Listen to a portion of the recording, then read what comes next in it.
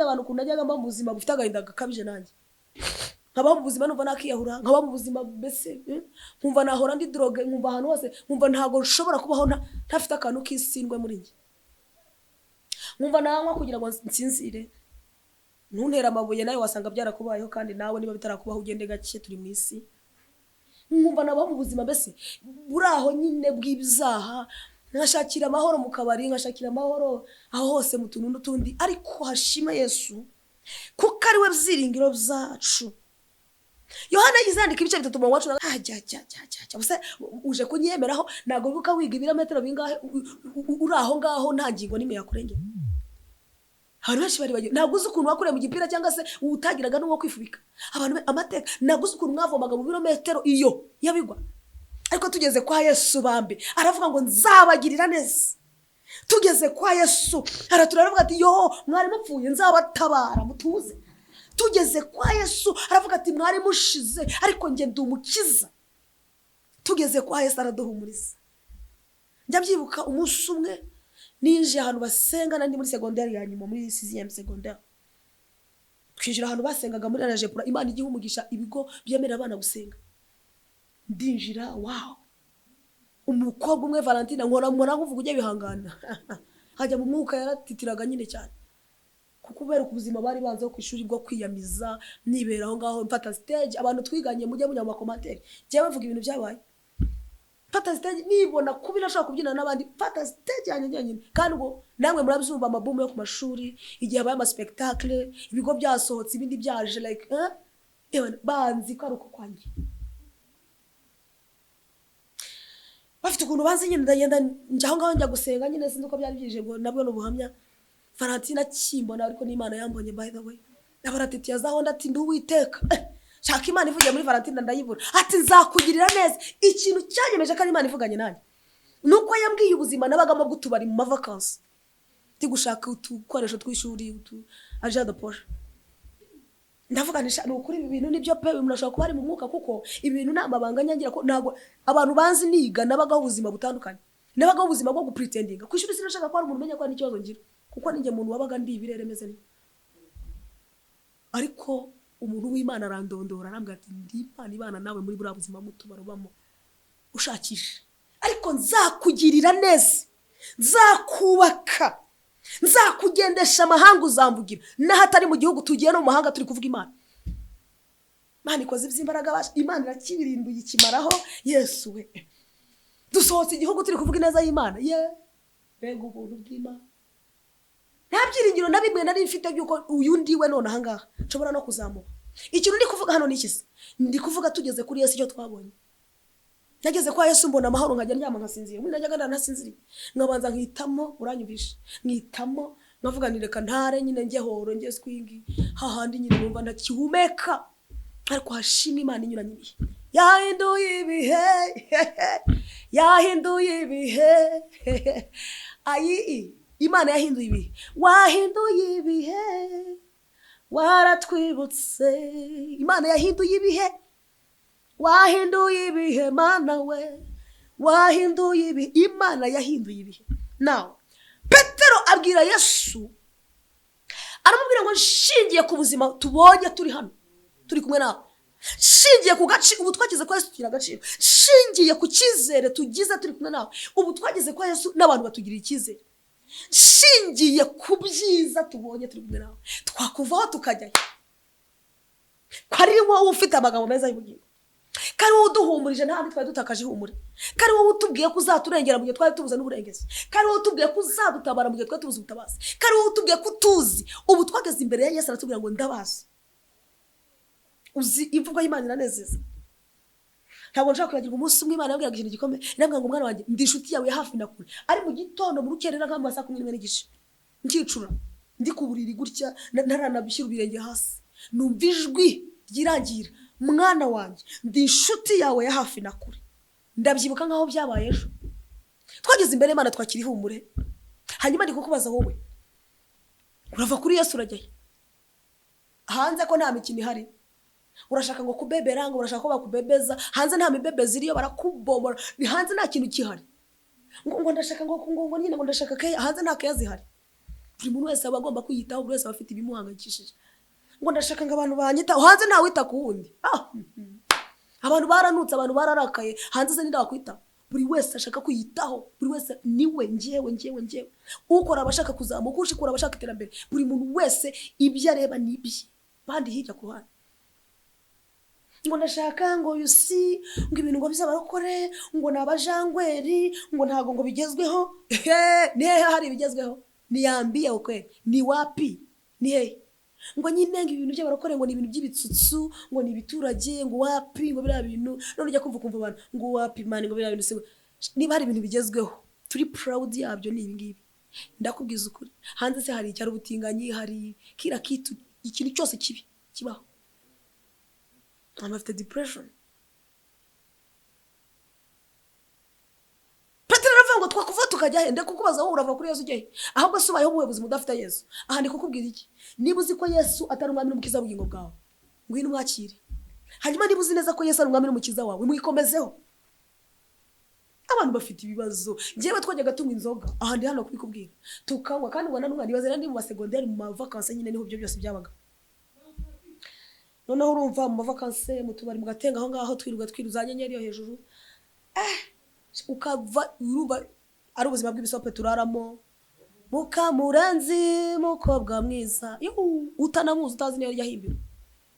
Maria jya, iyo ndirimbo yanyinjije amafaranga. Maria jya kugenda ntiyansezeyeho, yuriya bisi ari kumwe n'abatata, yanyimyira birambabaza. Izo ni indirimbo twajyaga turirimba tukaziraramo tutanazi niyo zahimbiwe. Ariko tugeze kwa Yesu atwuzuza indirimbo zishimye. Noneho impamvu nari bivuze, hari urasinda bakakubwira ngo zivurwa n'izindi. Nta muntu nigize mbona wenda zakubwira ati ziveho wana, ari umujama wo hanze, ntago bishoboka. Ahita kongera amiza ati ebana zivurwa n'izindi. Ikintu ndi kuvuga ni cyano, ubayeho ute nta Yesu ufite muri wowe. Yesu ni umusirimu, arahambaye ku buryo n'abami baramwakira. Yesu ni umusirimu ku buryo aba businessmen bakomeye cyane baramufite nk'umwami n'umukiza. Tubonye abadokiteri bamwibitseho, tubonye abaganga bakomeye bamwibitseho, tubonye abatunzi, tubonye abacuruzi bakomeye, tubonye abasirikare bakomeye bambaye ibintu bihambaye ku ntugu zabo, ariko bafite Yesu umwami n'umukiza. Nawe Petero avuga ngo twakuva tukajya kandi ufite amagambo meza y'ubugingo. Ubayeho ute nta Yesu nta buzima? Twajyaga turirimba turi nko mu tubara aho ngaho nyine bakaregeza uburugurege buri aho ngaho. Ibaze kuba uri kuririmba you left the city many years ago. Ibaze nawe uri kuririmba amateka y'ibintu utanazi, ariko imitsi yareze uri aho ngaho uri gupfa. Ndi kuvuga iki hano? Ntabwo ndimo mpfobya business z'abantu, ariko ndimo ndavuga ku buzima bw'abantu, kuko nicaye hano kubera ko Yesu amaye kwicara hano kugira ngo byibuze tuvugane. Mbabara mbwiza ukuri ubuzima ubayeho udafite Yesu. Petero yari umurobyi uri qualifié, yari umurobyi by profession. He was so professional. Yari umurobyi kabisa w'umuprofessional, azi ibintu by'amato, azi ibigendanye n'amazi, azi ibyo kuroba, azi iby'inyanja. Ariko igihe kigeze arabisiga, yistika kuri Yesu amwikomezaho kugera kuri level yumva kadashobora kubona Yesu afite. Aravuga ngo twakuvaho tukajya he karo tufi ari wowe ufite amagambo meza y'ubugingo, kandi turakuzi neza ku ruwera w'Imana. Nawe tugiye gusenga aho navugiye, nta ngeso nimutareka, nta n'icyaha na kimutaki hano, ubwo natwe twarababariwe. Nta kamere nimwe itacika. Njya mbwira abantu ngo najyaga ngira umujinya, narwanye nuko nambaye butanzaza mbereke inkovu mfite no zinzembe. Iyo narwanye ngo amaraso ameneke, ntabwo byavagamo. Ariko dore aho turi, umuntu arakuvuga ukamure, umuntu akaguye mu kintu ukamureba gutyo, ukaba utanazamara n'urushyi. Kubera iki? Apostle Gitwaza araribera ngo kuko ibirenge byanje yabisiza amaraso. Amaraso Yesu yaratwuzuye ku buryo n'ibiganza ntago wakubita umuntu, ntago bishoboka. Kandi atari uko burya bitashoboka, ariko kuko uwo twakiriye arapeza akarusha imbaraga za kamere zacu zose. Nawe tugiye gusenga Imana. Aho navugisha ko wankurikiranye ukabaza se umukozi w'Imana ibintu birashoboka. Ese nanjye nareka itabi, ese nanjye nareka inzoga, ese nanjye nareka ubutinganyi, ese nanjye nareka ubusambanyi, ese ni wowe buriya ntuzihende, ntuzibeshye. Icyo kintu kikuriho niwe cyica uwo mwegeranya igaramiye. Kubera iki? Ufite ibyo uririra nawe afite ibyo aririra, ufite ikikuraza inshinga n'ikikuraza udasinziriye, undi nawe afite ubundi buryo bwe. ntabwo ikikwisha aricyo cyishuriye. Oya, abantu n'ikibazo bagira muri iyi minsi, agendera mu kigare ngo ni genge yacu, ngo ni gengo. Nta makuru mufite y'amagengo. Niba n'umuntu wagize gang nziza, ubundi gang ni ikintu nyine cy'ikijambo cyo kumarigara nyine kimeze nabi cyo ku mihanda, ariko ubundi gang ni nkuko waba ufite nka crew, ni nka crew, ariko gang urumva hazamo imico nyine imeze ukuntu. Niho hava nyine byo kwitwa ngo gangster.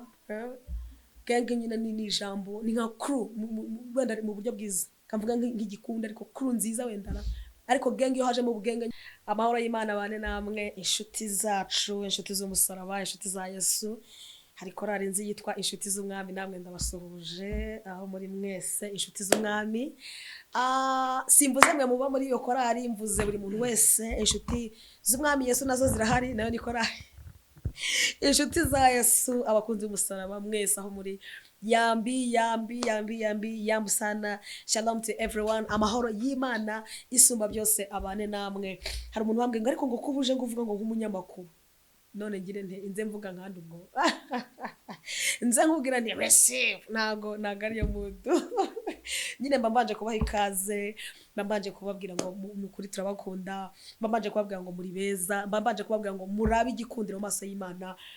Imana ibaho umugisha. Wow, ndongeye ndishimye, ndanezerewe cyane kuba Imana impaye kongera kuramuka, kuba Imana impaye kongera kubaho, kandi nkaba ndiho, nkumva ko ndiho cyane kuko Kristo ari muri nge, ndiho cyane kandi ndiho nishimye cyane rwose. Hanyuma nongera kubwira ko ibyishimo byawe bidakwiriye kuva mu bwinshi bw'ibintu utunze, ahubwo kuba Yesu ari umwami n'umukiza w'ubugingo bwawe, icyo cyonyine gikwiriye kubaho kikumara umubabaro. Iki nicyo kimara umubabaro ubuzima, uko ijambo ryawe mwami ryanzuye. Ibaze ko nasaraye muri ihangana, ariko mbanje numva nshyushye, mfite ibyanditswe, mfite amajambo y'Imana bashaka kuganiriza abantu b'Imana. So mujye munyihanganira, nizo vibe zanjye, niko kuntu bameze. Abi iminsi baravuga ngo nizo swag, kandi bari abantu bazi ngo swag ni ijambo ribi, ntabwo ari ribi. Nizo vibe, niyo mujyo, niyo njyana mba ndimo, niko kanyamuneza nyine mama mbonana. So Imana ibahumugisha. Shibire mwebwe mudukurikira umunsi ku munsi, mwe mwakoze subscribe, mwebwe tubana kuva mu gitondo kugera nimugoroba, mwebwe muhora mureba ngo hasohotse iki, haje iki, byageze gutse, umukozi w'Imana yavuze iki, ni iki noneho kimuzanye, ni iki. Narabwiye ngo buriya amatiku si ibintu byanjye. Anyway, nagaruko tutayakora, si nuko tutaza ngo tuvuge ibintu babiri trend runaka, iyo tubonye umwanya turabivuga, ariko nabwo ntiturengere. Ariko noneho ibyo duhamagariwe pe ni ibyanditswe byera, kuko bigira umumaro. Imana ibaho umugisha. Tujye kubana mu ijambo ry'Imana, ariko mbere yuko tubana mu ijambo ry'Imana reka tubanze dufatanye mu isengesho.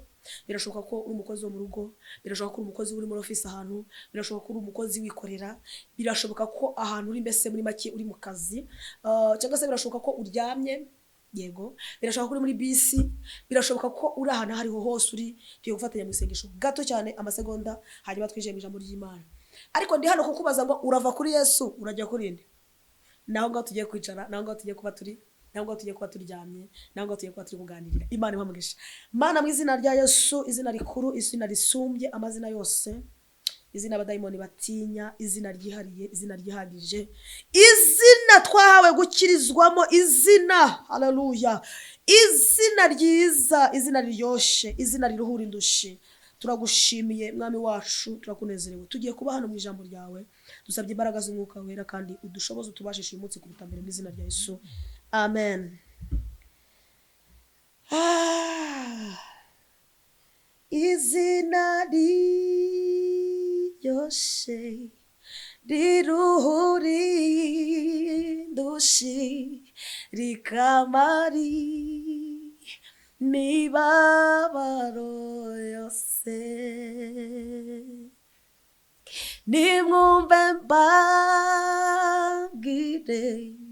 iby'izina ryiza, izina ry'umucunguzi Yesu, n'izina riryoshe riruhura indushi, rikamara imibabaro yose.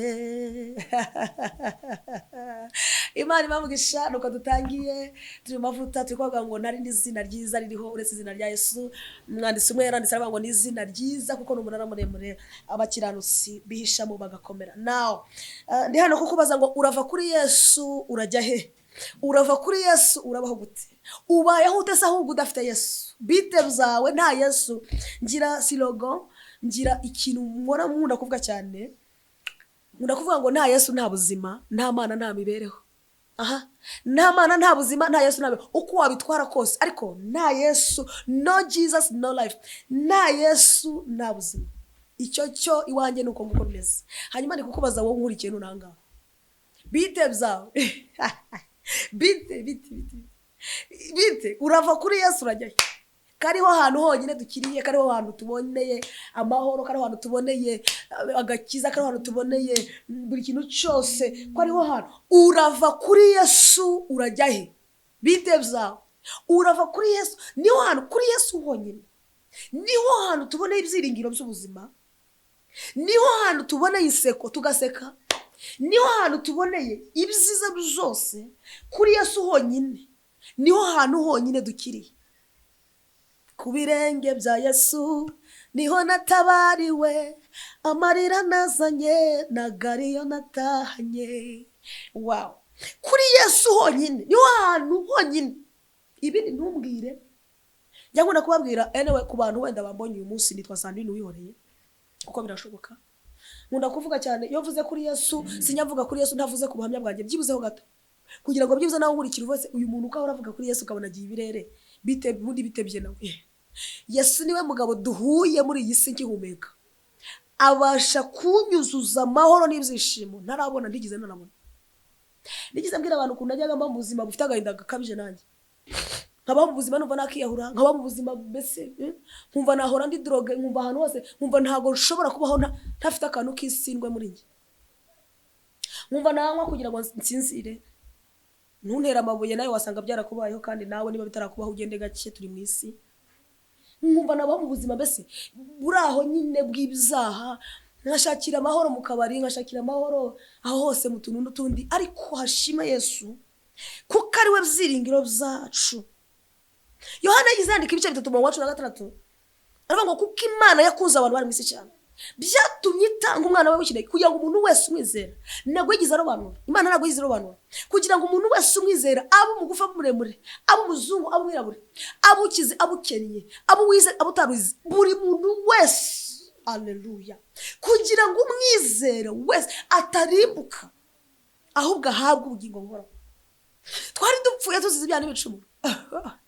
Nyine ngo nabwira abantu ngo ntago kubwakavukire no kubw'amateka adashinga nta ndwara nakabaye nkihumeka, nibura nakabaye nanapfuye cyangwa se bese naho ngaho nakabaye ndi mu kaburi, ariko ndashimira Yesu witamuruye. Imana ibamugisha. Iyo ndi kuvuga ibingibi numva mbese mba numva ibihe, numva naririmba, numva mbese kumva ndafashijwe. Imana ishimwe. Hanyuma aha hari ijambo riri mu butumwa bwiza ko bwanditswe na Yohana ibice 6:68. Haranditswe ngo Simoni Petero aramusubiza ati, databuja, twajya kuri nde? Kari wowe ufite amagambo y'ubugingo buhoraho, natwe tukaba twizeye tuzi yuko uri Kristo uwera w'Imana. Uyu ni Petero.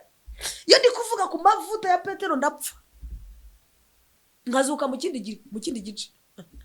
Iyo ndimo mvuga kuri Petero nabwo ndafashwa cyane. Petero yari umuntu munyangane. Petero yari umuntu w'umunyamavuta nawe, adaceceka. Amavuta ya Petero ntabwo ari amavuta yari atuje, yari amavuta asakuza, yari amavuta ahora ameza atya, ahora kabira akayangana, amera meta. Yari amavuta iteka ahora ashaka ibisubizo. Ntabwo yari amavuta yo kuganya. Sinigeze numva Petero aganya avuga ati turapfuye turashe. Oya, keretse rimwe gusa ubwato bumeze nabi umuhengeri wabateye. Ariko mu buzima bwose bwa Petero yahoraga ari active, ashaka ikintu yakora. Kabone nubwo Yesu yagendaga agiye kuvuga ubutumwa cyangwa se arimo akora umurimo we wamutumye, Petero yabaga ari nk'ahari yavuga ati ariko aba bafarisayo n'abasadukayo baramuka badusanze aha bakicuye umwami twabwiza gute. Petero agahora ashaka ahantu Yesu yatorokera cyangwa se yashikira. Iteka Petero yahoraga ari so fast kuri Yesu, yahoraga yakitinga mu buryo buri so fast, yahoraga yihuta yiruka cyane. Muramwibuka aha naho kandi umunsi umwe Yesu atubura imigati abantu bararya. Muri icyo gihe cyo kutubura imigati abantu baba benshi cyane kuri bo, baba benshi. Yesu ahantu ugasanga hari igikunde cy'abantu benshi. Yesu rimwe yareba agasanga abantu bakumbise buzuye. Yesu yareba agasanga umunsi umwe abantu bakumbise rwose agasozi bakuzuye.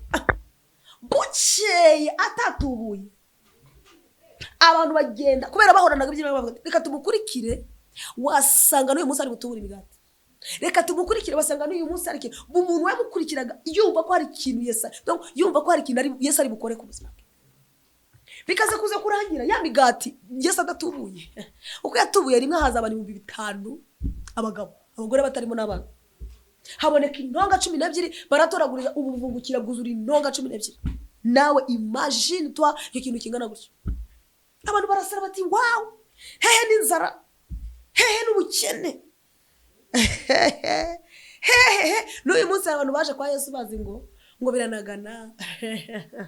Ngo ntiwakodesha ngo Yesu ngane ubuzima bwawe. Baka expecting ibintu bitandukanye biri tofauti cyane. Now ahangaha Yesu umunsi umwe yitegereje ku munsi wa kabiri abona abantu bagenda bagabanuka. Fatsikose habaye abantu ko bagiye bubashize bigenze bite by'abantu. Abantu ko bashize ko noneho abantu bagiye ahindukirira intumwa abaza bigishwa ati niko bite by'abantu bite byabo bigenze gute. Arabaza ati none se bagiye nibyo, none se namwe murashaka kugenda? Namwe murashaka kugenda? Ahindukira bigishwa baza mumbwiza ukuri ko mbona abantu bashize, ko mbona abantu bagiye ntawe birukanye nababwiye nabi basha. Namwe murashaka kugenda? Namwe imitima yanyu hari ukuntu mwumva namwe muranderega, namwe murashaka kugenda?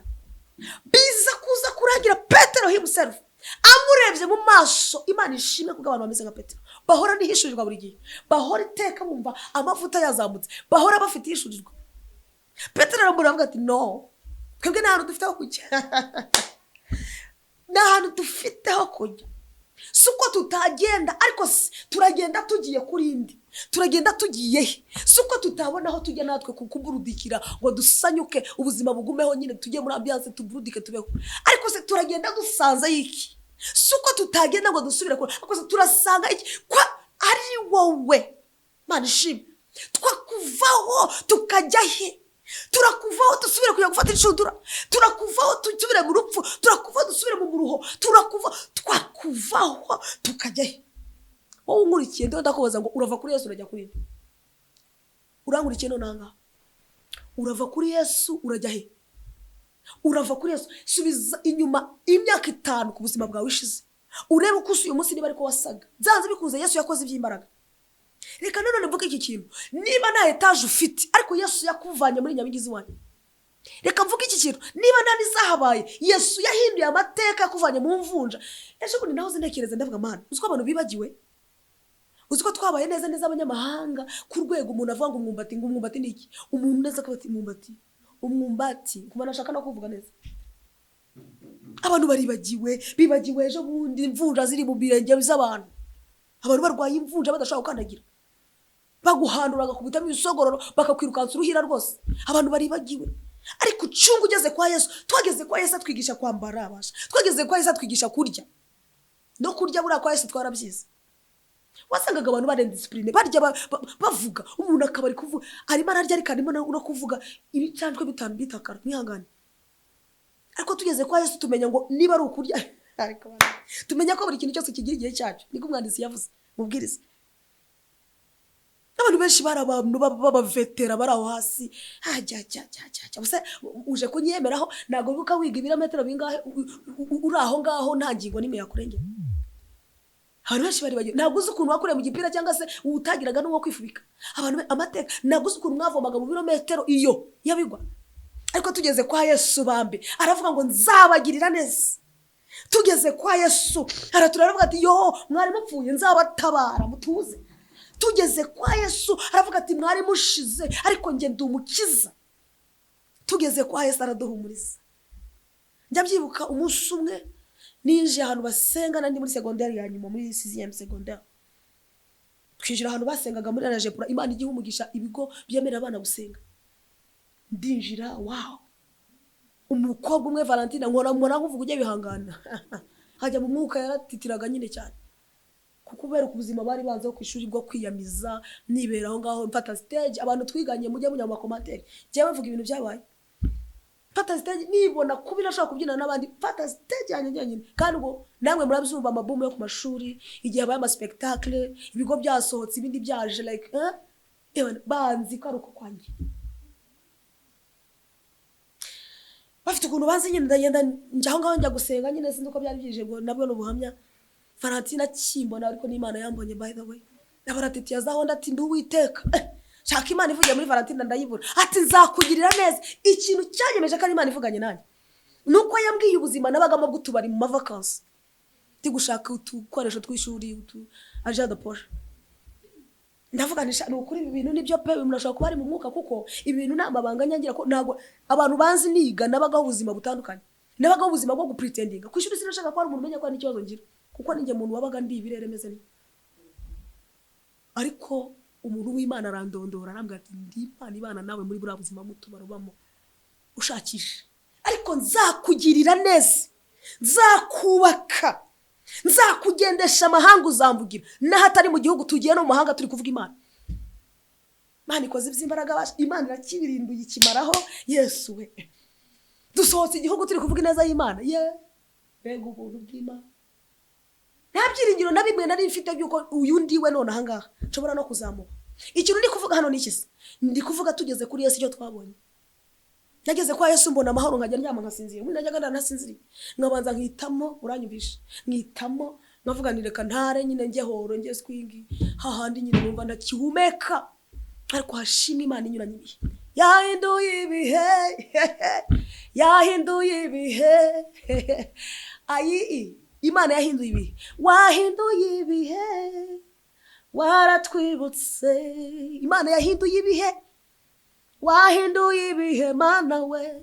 Wahinduye ibihe. Imana yahinduye ibihe. Now Petero abwira Yesu aramubwira ngo nshingiye ku buzima tubonye turi hano turi kumwe nawe, shingiye ku gaciro ubu twagize kwa Yesu tugira agaciro, shingiye ku cyizere tugize turi kumwe nawe ubu twagize kwa Yesu n'abantu batugira icyizere, shingiye ku byiza tubonye turi kumwe nawe twakuvaho tukajya kwari wowe ufite amagambo meza y'ubugingo, kari wowe uduhumurije ntabwo twari dutakaje ihumure, kari wowe utubwiye ko uzaturengera mu gihe twari tubuze n'uburengezi, kari wowe utubwiye ko uzadutabara mu gihe twari tubuze ubutabazi, kari wowe utubwiye ko tuzi ubu twageze imbere ya Yesu aratubwira ngo ndabazi. Uzi imvugo y'Imana iranezeza. Ntabwo nshaka kwibagirwa umunsi umwe Imana yabwiraga ikintu gikomeye, irambwira ngo mwana wanjye ndi inshuti yawe hafi na kure, ari mu gitondo mu rukerera nk'amasa 11:30 nkicura ndi ku buriri gutya ntaranabishyira ubirenge hasi, numva ijwi ryirangira, mwana wanjye ndi inshuti yawe ya hafi na kure. Ndabyibuka nkaho byabaye ejo. Twageze imbere y'Imana twakiri ihumure. Hanyuma ndi kukubaza wowe, urava kuri Yesu urajyaye hanze ko nta mikino ihari, urashaka ngo kubebera ngo urashaka ko bakubebeza hanze, nta mibebezi iriyo barakubomora, ni hanze nta kintu kihari, ngo ndashaka ngo nyine ngo ndashaka ke hanze nta kazi ihari. Buri muntu wese aba agomba kwiyitaho, buri wese aba afite ibimuhangayikishije, ngo ndashaka ngo abantu banyitaho hanze nta wita ku wundi. Abantu baranutse, abantu bararakaye hanze se ninda wakwita. Buri wese ashaka kwiyitaho, buri wese niwe njyewe ukora abashaka kuzamuka, ushikura abashaka iterambere, buri muntu wese ibyo areba nibye bandi hirya ku ruhande. Ngo ndashaka ngo yusi ngo ibintu ngo bizabarokore, ngo nabajangweri, ngo ntago ngo bigezweho. Nihe hari bigezweho? Niyambie ukwe ni wapi? Nihe ngo nyine ngo ibintu by'abarokore ngo ni ibintu by'ibitsutsu, ngo ni ibiturage, ngo wapi ngo bira bintu none ujya kumva abantu ngo wapi man ngo bira bintu. Niba hari ibintu bigezweho turi proud yabyo ni ibingibi. Ndakubwiza ukuri, hanze se hari icyaro ubutinganyi, hari kira kitu, ikintu cyose kibi kibaho. I'm after depression.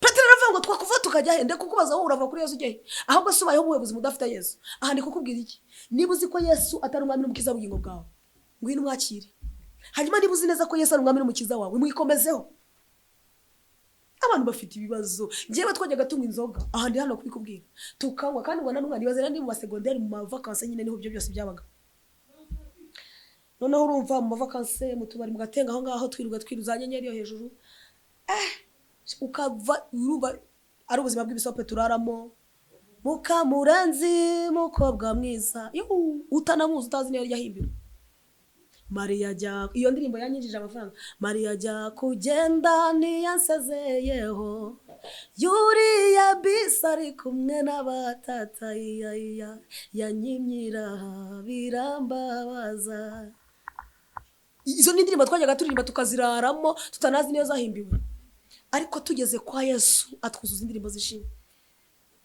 noneho impamvu nari bivuze hari urasinda bakakubwira ngo zivurwa n'izindi nta muntu nigize mbona wenda azakubwira ati ziveho wana ari umujama wo hanze ntago bishoboka ahita kongera amizana ati ebana zivurwa n'izindi ikintu ndi kuvuga ni cyano ubayeho ute nta Yesu ufite muri wowe Yesu ni umusirimu arahambaye ku buryo n'abami baramwakira Yesu ni umusirimu ku buryo aba businessmen bakomeye cyane baramufite nk'umwami n'umukiza tubonye abadokiteri bamwibitseho tubonye abaganga bakomeye bamwibitseho tubonye abatunzi tubonye abacuruzi bakomeye tubonye abasirikare bakomeye bambaye ibintu bihambaye ku ndugu zabo ariko bafite Yesu umwami n'umukiza nawe Petero avuga ngo twakuva tukajya kandi ufite amagambo meza y'ubugingo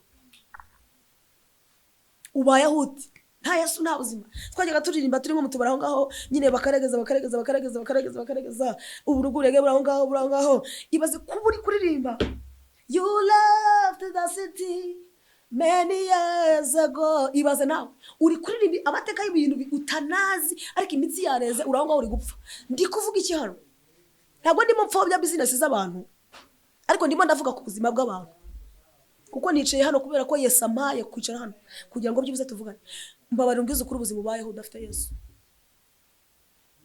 Petero yari umurobyi uri qualifié yari umurobyi by profession he was so professional yari umurobyi kabisa ubu professionnel azi ibintu by'amato azi ibigendanye n'amazi azi ibyo kuroba azi iby'inyanja ariko igihe kigeze arabisiga yistika kuri Yesu amwikomezaho kugera kuri level yumva kadashobora kubona Yesu afite aravuga ngo twakuvaho tukajya he karo tufi ari wowe ufite amagambo meza y'ubugingo kandi turakuzi neza ku ruwera w'Imana nawe tugiye gusenga aho navugiye nta ngeso nimutareka nta n'icyaha na kimutaki hano ubwo natwe twarababariwe nta kamere nimwe itacika njye njabwira abantu ngo najyaga ngira umujinya narwanye nuko nambaye butanzaza mbereke inkovu mfite nozi nzembe biringo narwanye ngo amaraso ameneke ntabwo byavagamo ariko dore aho turi umuntu arakuvuga ukamureba umuntu akaguye mu kirika mureba gutya ukaba utanazamara n'urushyi kubera iki Apostle Gitwaza araribera ngo kuko ibirenge byanje yabisiza amaraso Yesu yaratwuzuye ku buryo n'ibiganza ntago wakubita umuntu ntago bishoboka kandi atari uko burya bitashoboka ariko kuko uwo twakiriye arapeza akarusha imbaraga za kamere zacu zose nawe tuye gusenga Imana aho navugisha ko wankurikiranye ukambaza se umukozi w'Imana ibintu birashoboka ese nanjye nareka itabi ese nanjye nareka inzoga ese nanjye nareka ubutinganyi ese nanjye nareka ubusambanyi ese ni wowe buriya ntuzihende ntuzibeshye icyo kintu kikuriho niwe cyica uwo mwegeranya yigaramiye kubera iki ufite ibyo uririra nawe afite ibyo aririra ufite ikikuraza inshinga n'ikikuraza udasinziriye undi nawe afite ubundi buryo bwe ntabwo ikikwisha aricyo cyicuriye oya abantu n'ikibazo bagira muri iyi minsi agendera mu kigare ngo ni genge yacu bana ngo ni gengo nta makuru mufite y'amagengo niba n'umuntu wagize gang nziza ubundi gang ni ikintu nyine cy'ikijambo cyo kumarigara nyine kimeze nabi cyo ku mihanda ariko ubundi gang ni nkuko waba ufite nka crew ariko gang urumva hazamo imico nyine imeze ukuntu niho hava nyine byo kwitwa ngo gangster gang nyine ni ijambo ni nka crew wenda mu buryo bwiza kamvuga nk'igikunda ariko crew nziza wenda ariko gang yo haje mu bugenge nyine aba ari ikindi kintu ariko Yesu yari afite niwe muntu wa mbere wagize muri iki gihe cyacu navuga ngo niwe wagize the best crew ever niwe wagize gengo nziza abadotcom n'aba birakomeye tujye gusenga Imana mujye munyihanganira, sindi umukecuru, sindi uwo muri 80, njye ndi uwinaha vuba cyane. Niyo mpamvu ubona mufite nyine ubwo busilenge buranga kandi ntacyo bwangiza, ko buri wese ahaguruka nkawe, buri wese abwiriza nkawe. So Imana ibamugisha. Siga comment nurabye ikigisho uvuga uti umukozi w'Imana nanjye ndumva ntaho najya ntafite Yesu, cyangwa se uvuga uti umukozi w'Imana ndumva mbayeho nabi ntafite Yesu. Ese namwakira gute? Imana ibamugisha. Reka dusenge. Turagushimiye kuko ugira neza iminsi yose, amagambo yawe meza n'ay'ubugingo nyine Petero niko yavuze. Yaravuze ngo twakuva barabibasanga nta hantu natwe ubwacu tubona ntaho twajya tutagufite. Dusengeye umuntu warudukurikiye kugira ngo mumugisha, warusanzwe ari inshuti yawe Kristo, yarakwakira umwami n'umukiza, umukomeze mwereke ko nta handi hantu afite yajya atagufite. Hanyuma hari n'undi warudukurikiye ariko atarigeze agira amahirwe yo kukwakira, uyu munsi ni wo munsi we, nawe ndabusengeye kugira ngo mugirire neza mu izina rya Yesu, amen. Imana ibamugisha, Yesu abagirire neza, turabakunda. Shalom, shalom, shalom, amen.